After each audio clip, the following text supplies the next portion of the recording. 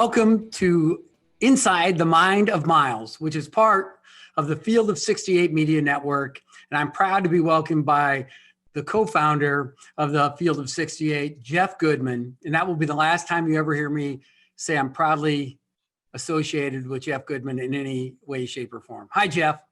Inside the Mind of Miles. What a scary, scary thought that is. But I'm honored to be on the first podcast to kind of help out. You're going to replace me with somebody a whole lot better, hopefully going forward. But no, this is great. This is great. And it's going to be a great pod because you're going to be you. And there's nobody like you, period.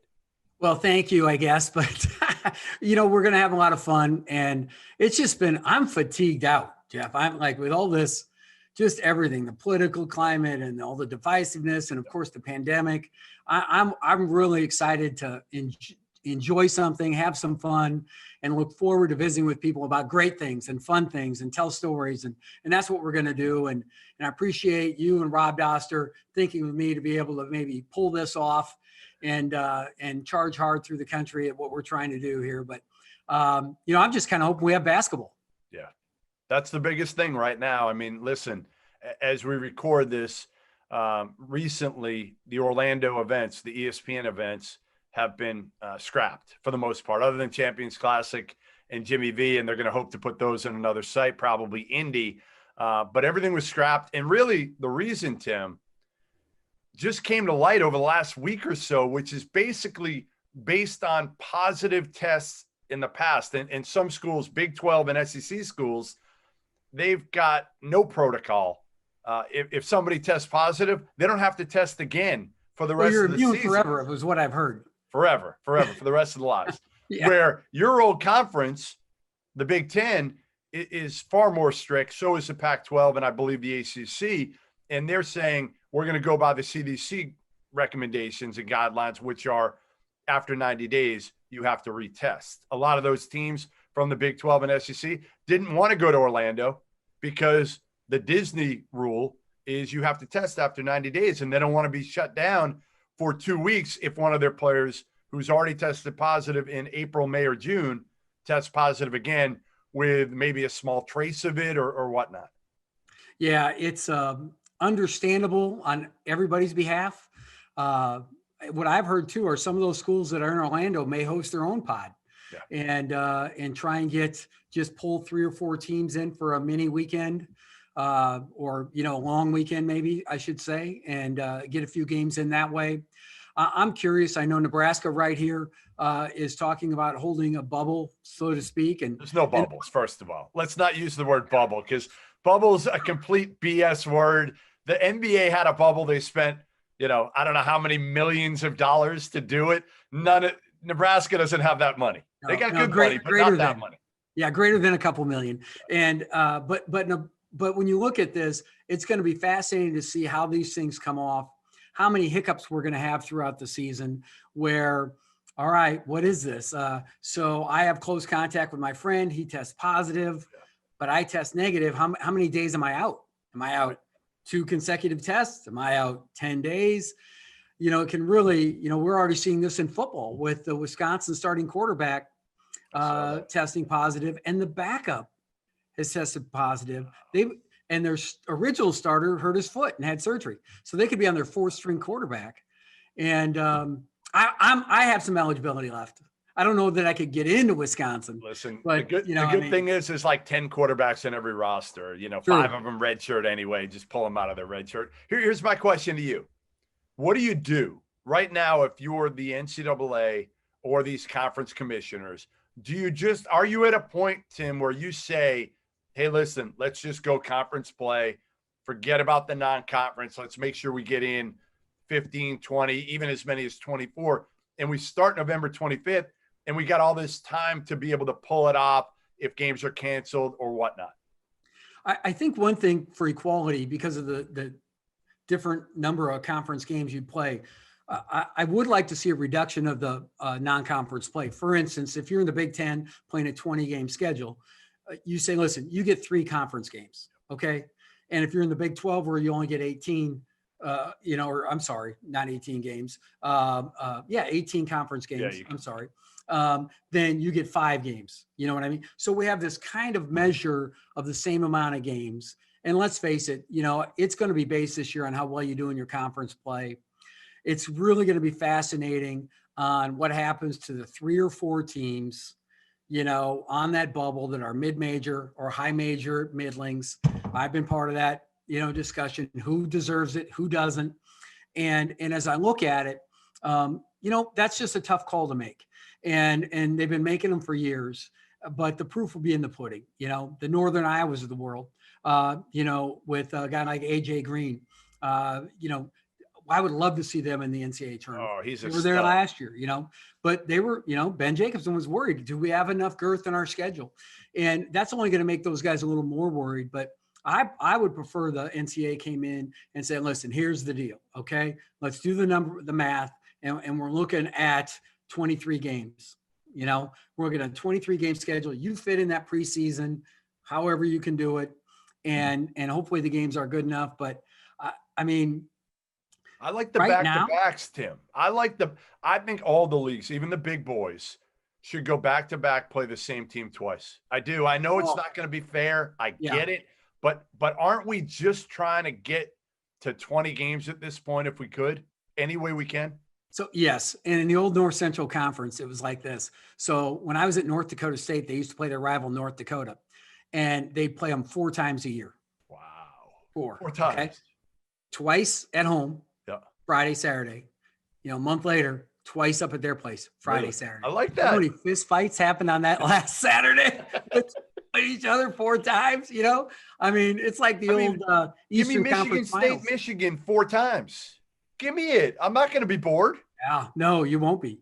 And I just think that it's such a unique time. We have to make some decisions that aren't going to be never ending. This is not the way it's going to be for the rest of the time, but this thing is not under control. Like it is, we have our biggest numbers, North and South Dakota, where I'm from, have their biggest numbers ever per capita. They're 1 and 2 in the world or whatever it is. And Nebraska's numbers aren't great. And when you look at this is not going away anytime soon. By the time we start playing basketball, like it's still going to be, a shit show. I call it a shit show, Tim.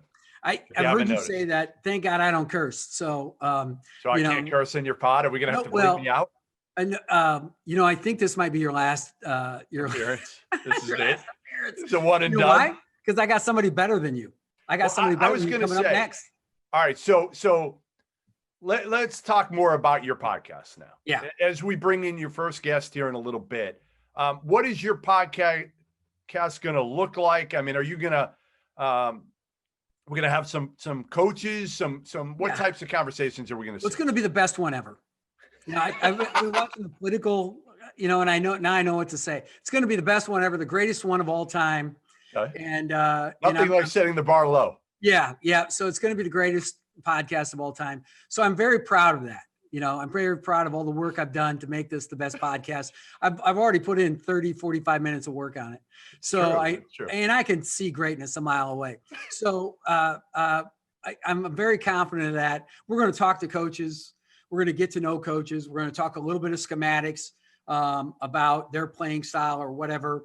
We're going to tell stories about recruits or whatever it might be, and give some people some background information and hopefully shine a light on some guys. For instance, Fran McCaffrey, I Googled him to get an image, and every one is him flipping out, screaming at somebody, losing his mind. And if you've ever met Fran McCaffrey, he's actually a very low key, easygoing dude. And until you put him in that coach's box. Well, once you light the fuse, he's, like I say in the podcast, he's not a Roman candle. He's the finale of the 4th of July. Once that fuse is lit, it's gone. And it's really a great show. So, obviously there's that, but really I want people to know Fran and his story. I like to, tell about there's first of all, if you're an Indiana or a Notre Dame fan, a college basketball fan, if you're a Philadelphia guy, a Delco guy, if you're whatever, it is out there, Iowa, Big Ten, you name it. We're going to talk about it during this podcast. And because, it's just amazing, when you look at someone's trajectory. And I expect every episode to be like that. I expect us to have some fun with fans. I expect us to do some, is there any way we can open the pod with a video of you falling down? No, no, We no. need that. Yeah, that's the video that won't go away. It won't die. It won't No, die. it will not ever It will die. not die. Listen, It just won't die. And that was a great moment. It was a shining moment. And listen, it definitely highlighted your athleticism. so what it showed was, you remember the ABC Wild World of Sports when we were kids? Of course. And they had the agony of defeat. Yes. But I won the damn game. except those guys were doing like these huge jumps off like mountains. Oh, yeah. You were just walking through a tunnel. A little bit different. Just a that, smidge. Is it that much? Yeah, well, it was higher than you think. You had to get up over that thing. And, but I will tell you this, that the next day after we beat Maryland in the Big Ten tournament, there was 8 cameras waiting on me. It wasn't just one guy. That's right. Everybody wanted to see if you could pull it off again. Yeah. So I just did a little bunny hop over it, and that worked great. Man. Well, listen, subscribe to Tim's podcast, The Mind of Miles. It's going to be absolutely outstanding. Much better after my lone appearance. The greatest ever. This will be it. But you got a great show coming today with Fran McCaffery, Iowa head coach, and every single week inside the Mind of Miles on the Field of 68 podcast. So get to it, Tim. It'll be a lot of fun. There's a lot of great content out there right now. Can't wait till we actually get games to really blow it out of the water. Thanks, Jeff. Thanks for having me on. And folks, now we're gonna throw it to Fran McCaffery from the University of Iowa and myself talking hoops. Ladies and gentlemen, we're back with the Mind of Miles podcast, and I'm here on a Zoom call with the Fran McCaffery. Coach McCaffery, I think, is one of the more underrated coaches in the entire company, or in the entire country, and he has got a great squad this year at the University of Iowa. Fran, Coach McCaffery, thanks for coming on the show. It's great to be with you, Tim. Looking forward to this. Yeah, well, I started small college and worked my way up as a head coach, and you were a head coach at a young age. I was 28. You were the head coach at Lehigh, correct? At how old? Correct. 26. Yeah. And you were ready for that. Well, I thought I was. I don't know if I was or not, but it was one of those things, as you well know, Tim, in coaching, sometimes the opportunity comes at a time when you're not sure it's coming. We had an opportunity. My head coach left to be the head coach back at my alma mater, University of Pennsylvania. Tom Schneider got that job. I was thrilled for him, and we were building something at Lehigh, and they gave me a shot, and I will always be thankful for that opportunity from Lehigh University. Well, and you're never quite ready for that first job, are you? I remember every time I go out, I had 2 student assistants, basically a volunteer and a student assistant at Mayville State. And the young student assistant says, "Coach, are we ready?" And I said, "No, it was the very first game." And I said, "Let's just pretend like we know what we're doing." And we did that for 24 years. But then you went to work for Digger Phelps at Notre Dame. And did he have as many highlighters? Was he into the highlighters then? Or tell me about working for Digger. Oh, when I first went there, he was really locked in to coaching at that time. We had just recruited. So right before I got there, we had recruited the class with LaFonso Ellis, Elmer Bennett, Damon Sweet, Keith Tower. We had Joe Frederick, Keith Robinson there at the time. Life is all about timing, isn't it, Fran? we had a lot of talent. So I really think he was thinking Final Four national championship. But the thing that was interesting about Coach Phelps is, he's a different kind of thinker. His mind is always going, and so he was a painter. He was on the national committee for stamps. He was like, you'd be sitting there and George Bush would call him on the phone, and then Tommy Lasorda would call him on the phone. He was really one of the most popular people in sports, and you learn from him. What he got me to do was really kind of understand the position more so than just being a coach. He was involved in so many different things, and I think it was pulled in a lot of different directions, but handled that well. And a lot of that pressure fell on us to kind of keep everything going, and that's great preparation for becoming a head coach. And I had been one but I didn't recruit nationally, and I wasn't preparing scouting reports in the East Coast Conference to try to beat Bobby Knight and Dean Smith and Mike Krzyzewski. So it was a big step for me, and I was very thankful for Coach giving me that opportunity. You've got a great family. Margaret, of course, was a player at Notre Dame, and you've got 4 children, correct? 3 boys and a girl? Yes. Fortunately, 2 of them play for us, Connor and Patrick. And, Connor had a terrific season last year. Patrick will step up, and he's really looking good. Of course, folks, I want you to know that I invited myself to Fran's house to recruit Patrick and some of these other guys, but he just won't give me his address. So the home visit didn't go as well as I'd hoped. But, hopefully he's at least giving the kid a scholarship or some extra meal money on the side. I promised him a car. Yeah, there it is. I think they get a car when they get a license, for crying out loud. Exactly. So tell me this, Connor is an excellent baseball player in his own right. And originally I didn't know if he was going to play basketball. And I know his first year we played against him when I was still the head coach in Nebraska. I thought, he's okay. But as I watched him, I think years 2 and 3, I was more and more impressed with him, his level of toughness. And guys seem like they rally around him. And sometimes being a coach's kid is really tough, but these guys seem to gravitate toward Connor. And he looks like a real, spark and a person that I think – I remember watching your Minnesota game, and you played without C.J. Frederick. And so, I think some people thought, well, I don't know if I was going to win this one. And you guys just Luka Garza was in foul trouble the whole game, gutted it out. And I think Connor's toughness and leadership was a big deal about this. And I don't want you to just go bragging on your son. As an analyst now out of coaching, and even as a coach, I really respect that in Connor and thinks he can bring his life to your team. I'm sure you concur. Well, there's no question. And I thought, first of all, I appreciate those comments, and so does he, coming from a guy that I've known a long time and respect, but also, from a professional standpoint. You were an analyst last year. That was your job. And it was interesting. After the Michigan State game, Tom Izzo pulled him aside and said, I think you're one of the most improved players in our league. Yep. I really have a lot of respect for what you do. And it's funny how it all happened, Tim, because, we started the season with Jack Nunge starting at the 4 spot. Yeah. He blows the knee out. Huge lineup. And then Jordan Bohannon plays 10 games and he has his second hip surgery. So, our roster is dwindling.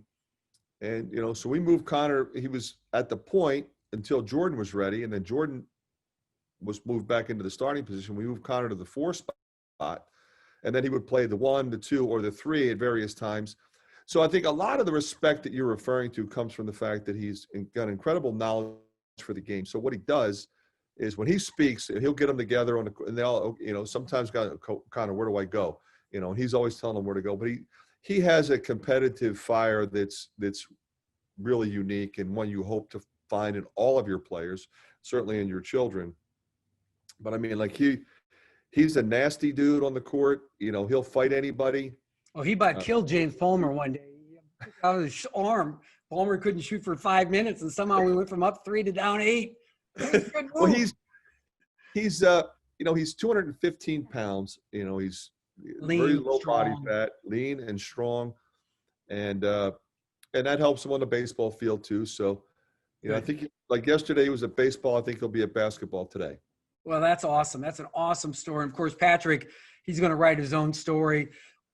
Cancer survivor, and as he, last year you had the luxury of redshirting him, even though you were shorthanded. I almost laugh when you say I'm shorthanded, and you've got a top 50 guy in the country sitting on the bench redshirting. Tough break for you, Coach. But let's talk about some of these dudes. Jordan Bohannon, one of the most dangerous point guards in the country, really, really excellent passer, unlimited range, and a potential player of the year. And let's just get to the elephant in the room here. Luka Garza, great job recruiting him. Wonderful kid, great story. And those 2 guys, I'm guessing Jordan is close to full health. You don't have to get into that too deep, but those 2 are great building blocks, plus that leadership a guy like Connor brings, and then all these other guys. Well, I think when you look at it, and you've been in this business a long time, there's just no substitute for having veterans. Jordan's in his 5th year. Luka's in his fourth year. Both are leaders. I think it was interesting to hear you talk about Jordan's playmaking ability, because I think a lot of times people just say, well, he's one of the best shooters, and very well maybe the all-time leading three-point shooter in Big Ten history when he's done. So you think of him as a shooter, but his ability to push the ball in a break and find people and load his shooters up and load Luka up is really impressive. And that probably this fall has been the best part of his game. Luka, every time you think he's done, he just keeps getting better. I mean, this guy, as we know, is one of the hardest workers, maybe the hardest worker I've ever coached. He's always in the gym. He's always in the weight room. He's always watching film. But every time, he looks at his own game, he figures out how to get better. And I think what you're going to see this year, Tim, is a guy that's really effective from three-point range. He's the best low-post offensive scorer in the country, and I'm equally comfortable. And you remember that game, we ran a play for him late to shoot a three, and he cut it to one. Yep. We Didn't have he that. miss one like a minute or two earlier and then made the next? Came right back and made it. Yep. We went right back to him. And I told him, that's exactly what I told him after the game. I said, we ran one for you. You missed it. We came right back to you. Yep. And so, as you all know, as being a coach, if the coach doesn't have confidence in you, you're never going to have confidence in yourself. So I think that's one of the important things that we try to employ. Yeah, he is one of the more impressive kids. And I'll tell you where you have helped him as a coach is, he was what people I think, maybe, I don't know, thought maybe he was slower and wasn't, as mobile. But when he runs north and south, and you guys with your transition, I don't think people realize how fast Iowa plays. They are down the floor, and Luka Garza runs the floor, and he'll put another guy on his butt. And it creates driving lines, it creates penetrate and pitch, and it creates layups. And of course, point to post, Jordan Bohannon, quick pass inside, and holy cow, it puts you guys put a tremendous amount of pressure. People, I don't know, they think, oh, big smash mouth Big Ten. There are some fast teams in the Big Ten. Michigan State is really fast. Even Illinois is fast now. Fred Hoiberg is going to play fast at Nebraska, and you guys are probably the fastest of all of them. And I'm probably forgetting I can't even name all the Big Ten teams anymore. Hey, Coach, there's more than 10. So I got to just tell – and so you guys have really helped him with his running. But I had two kids one time, and one kid was from Kansas City, and I said, hey, young man, I said, how many teams are in the Big 12? And he goes, 12? I said, no, 10. I asked another kid from Illinois. One kid from Kansas City. How many teams are in the Big 10? And he goes, 12? I said, no, 14. These kids didn't even know how many damn teams are in the league. And they were both top 100 recruits. So, you just never know. And it's the craziness. And the Big Ten is certainly nuts. Well, the thing with Luka, you talked about the running, Tim.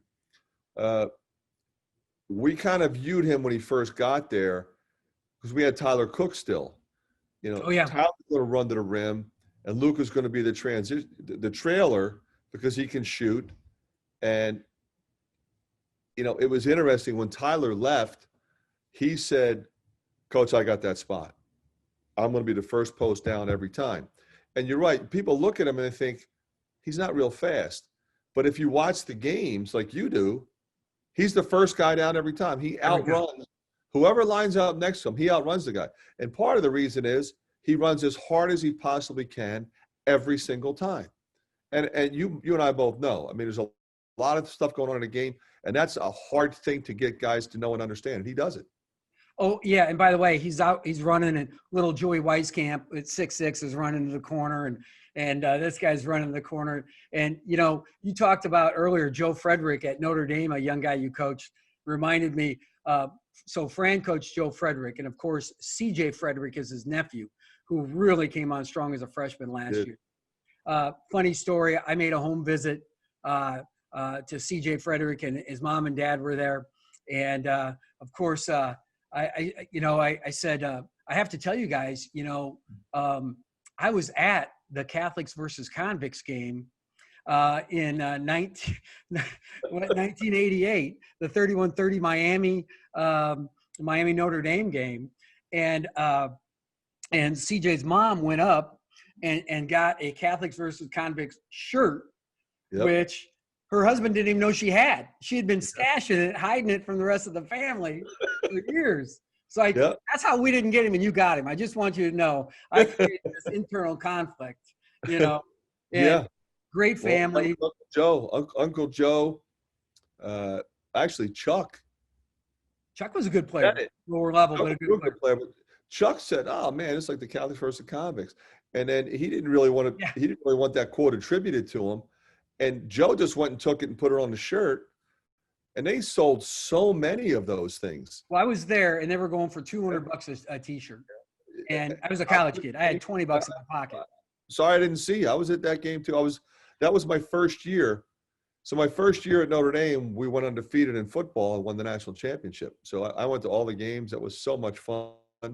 That team was special. That's funny. That's what I said too. We went undefeated and won the national championships. Yeah, you and I were on the same team. I grew up Irish Catholic. You know how it goes. Yep. But your career, you went to Wake Forest, and then you went back to the University of Penn and had great success in your own right compared to Magic Johnson. That's a pretty cool deal, isn't it? Yeah. The interesting thing about that, you know, when coming out of high school, I was fairly convinced I was going to be an NBA player. And so I wanted to play in the ACC. So times have changed like you wouldn't believe. Yeah. I mean, just players have changed, folks. Well, thinking about that, I mean, you know, when I went and played in the ACC, you know how many teams there were in the ACC at that time? 8. 7. Georgia Tech wasn't even in the league yet. So it was the 4 teams in North Carolina, Maryland, Virginia, and Clemson. So that was it. So I went down there to play. It didn't work out the way I had hoped. But more importantly, I recognized, okay, I'm not going to play in the NBA. Okay, now I know for sure I'm going to have a nice college career. I'm going to love the journey. But so I transferred back to an Ivy League school. I said, look, if I'm going to transfer, like a lot of people transfer for athletic reasons. Now, athletics played a huge part of it. I wanted to go to Penn. I wanted to play for Coach Weinhauer. My first year at Penn, we went to the Final Four in '79. So it wasn't like we didn't have good players. Beat DePaul in the second round? No, we played DePaul in the consolation game. We lost to Michigan State, and Indiana State beat DePaul, and then they still had the consolation game in those days. It was a 96-93 overtime game. But Mark Aguirre didn't give you his best a redshirt member. What's that? Mark Aguirre didn't give you his best punch?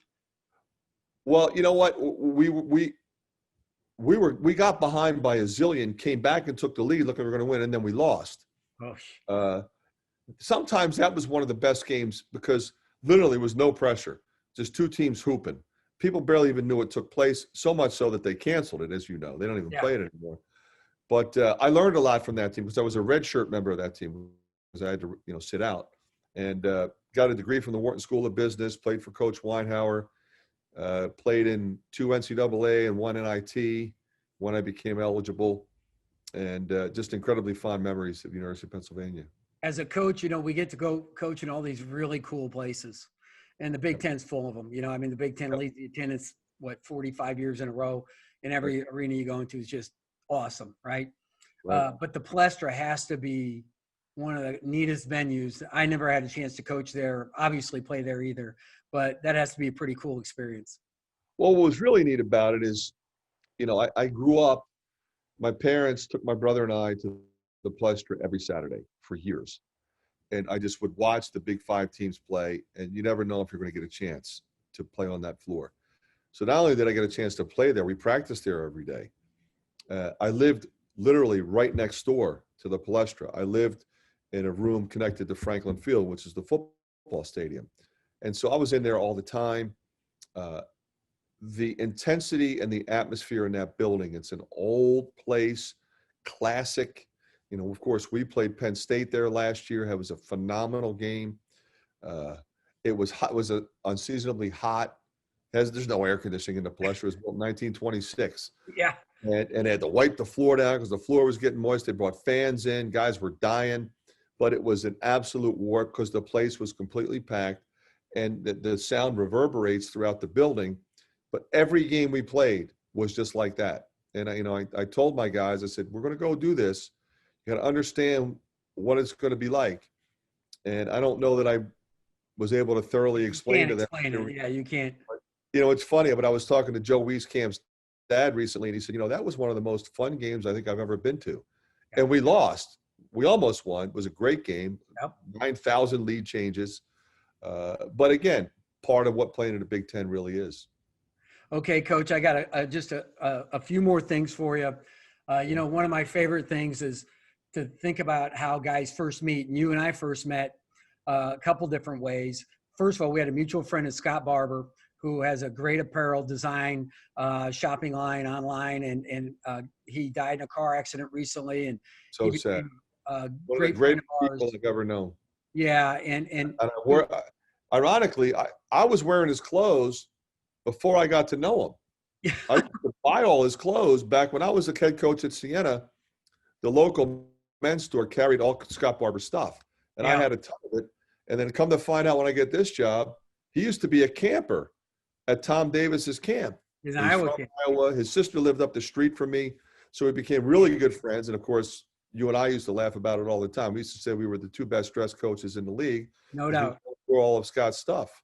Yeah, Yeah. Scott settled in Loveland, Colorado. So when I was in the Colorado State job, he took care of me, and Buzz Williams was another guy, and You're a Jerry buzz. West wears his stuff for crying out loud. So There you go. I'm like, I know that check. I know where Jerry got that check. That little plaid look. So so you and I met, and I don't know if you remember, but my son was making his first confession, his first reconciliation. Right. And I was late. I was supposed to meet you for something, and I was late. And you're like, Miles, what's going on? Why are you late? And I'm like, Gabe was in there forever, man. It was like a 10-minute confession. Yeah. Why was he in there so long? I remember you saying that. You're like, what is he doing? Are you a parent? You know, that was the pregame talk, folks. If you wonder what coaches are People wonder talking what we talk about. We were talking about your son's first confession and how long he was in there. I remember that. Yes. Yeah, that was great. Well, then the other thing, and we're just going to go a little true and false here for you. And you can expound later, but you just got to answer the question. We can talk about it later. True or false? Better player, Margaret or Fran? Your wife or you? Margaret. Who's better? Margaret. Yeah, smart. She's an excellent player. She only And scored was 1,000 more Cretan points than I girl? did. Was she? Was she a Cretan girl? Durham Hall. She was a top 25 player in the country. She was an All-American. She was the captain of the first Notre Dame women's team to make the NCAA tournament. Wow. But I would have a hard time saying myself because she scored 1,000 more points than I did. Well, just that one little deal. You know, I mean, you got benched at Wake Forest. It's not right. It's not right. It's not right. So, true or false? Let's go 2 Big Ten meetings right here. 2 Big Ten meetings. Let's do the easy one first. True or false? My very first Big Ten meeting, you and Bo Ryan had what I would call a brouhaha. True or false? True. So, folks, what we have to talk about is at the time, there was no rule against interconference transfer, and a player had transferred. And as I'm sitting there, Fran and Bo Ryan get a little heated and voices rise. And, of course, Fran, first of all, you know, some people say you've got a temper, and I don't think you do. You know, I think that you just, once you decide to light your fuse, it's going full fireworks. You know, it's the good firework, too. Roman freaking candle. Like you are Monty at the 4th of July, the finale. So, but what people don't understand is, like, as a coach, you've talked yourself out of acting like that 20 times previously. I mean, at least I have. I feel like I'm doing a good job if I only lose my mind once or twice a game. But so Fran and Bo have this brouhaha, okay? And Fran stands up and yelling back, and it's an argument. It's a legitimate. Jim Delaney's there, and everybody's kind of, and I'm sitting next to Tubby Smith, and I'm just, my eyes are this big. You know what I mean? I'm like, Coach Smith, Tubby, are all these meetings that way? And he goes, oh man. I said, are you gonna say anything? He goes, I'm too old for this shit. I'm too old for this shit. Yeah, Tubby wasn't getting involved in that. Oh no. So, and then Tubby says, now Timmy, you should have been in the old SEC meetings. Like, you should have been in those meetings. Like, we had security. And so everybody used to talk about the meetings in the Big Ten. you know, we talk about this situation, but they said, you should have been here when Knight used to come to these things. Oh, You can only imagine. I can Yeah. imagine. Yeah. So that's true. So true or false? Every 2 or 3 years, the head coaches of the men's team and then the football and then women's basketball have to meet with the ADs. They have a joint meeting. So the meeting, there's usually one big powwow, so to speak, one big group meeting of the faculty athletic reps, which are professors on campus, lawyers, whatever, all these well-educated people that look out for the faculty and the welfare of the student athletes and all the integrity issues, you know, that they don't think coaches really care about. And then the athletic directors are there, of course, at the same time, and the coaches. And true or false, would you or would you have not maybe got upset and spoke up and said, I don't know about you, but I went to the Wharton School of Business at Penn. And I'm sitting next to, I don't know, it was like Richard Pitino or whoever, and we're elbowing each other, just giggling our butts off because they were kind of talking down to us a little bit, you know. And is that true or false? Did you maybe reference your credentials? Well, it's most definitely true. The interesting thing about that particular meeting, and you're right, Tim, I think I'm pretty tolerant, but sometimes I get to a point where, okay, I'm upset to where I have to actually say something or do something. And it was one of those times. I thought, if you remember, Matt Painter presented for us at that particular meeting. Did an outstanding job. Matt's as professional as they come. He's bright. And we were talking about some issues. And that particular group on that day treated us, what I thought was incredible disrespect. Yeah, I was ready to leave within about 20 minutes. Yeah, I mean, I went to an NA high school. Completely disrespected. You know, you guys are the enemy. We're the gatekeepers. And it's kind of like we're missing the target here, you know. Yeah. So I was the one that said, you know, there's a lot of educated people in this room. I said, I have a degree from the Wharton School of Business. There's a lot of places I could be. This is a complete and colossal waste of my time. And everybody, I said, you know, I'm hungry. Everybody's time. Let's just go to lunch, because this is a waste of time, because whatever we say, you're going to disagree with. We're trying to tell you, we're the ones in the trenches. Listen to what we're telling you.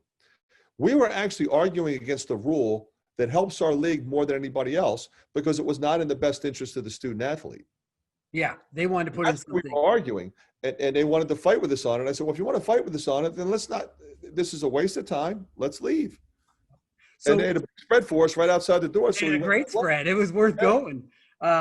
You know, and folks, what you have to understand is that there's, you know, any league has a bureaucracy, so to speak, and every coach at every conference I've ever been in, when they go to coaches meeting, feel like they're not going to listen to us anyway. They don't listen to us, and quite frankly, pretty happy to see Craig Robinson with the NABC. That's a big voice for the coaches. They do a lot of great. Terrific guy. And One of my favorite people in the business, Craig Robinson. Terrific. Yep. And Michelle Obama's big brother or little brother, I think little brother maybe.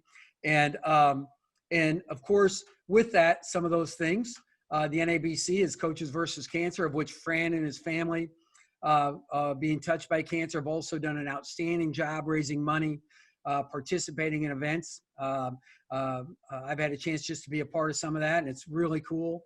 You know, coaches stand for a lot more things than just you yelling on game day, and that's what's pretty fun and pretty cool. And I just want to thank you for being on my premiere. You know, and well, I'm honored to be on it. I wish you luck with it.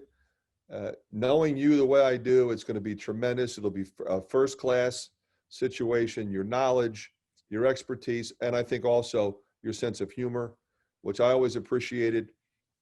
Sometimes in our business, Tim, we all take ourselves way too seriously, and you knew when to coach hard and you knew when to be competitive, but you had fun. You kind of enjoyed the journey. I always appreciated that about you. I try to do the same thing.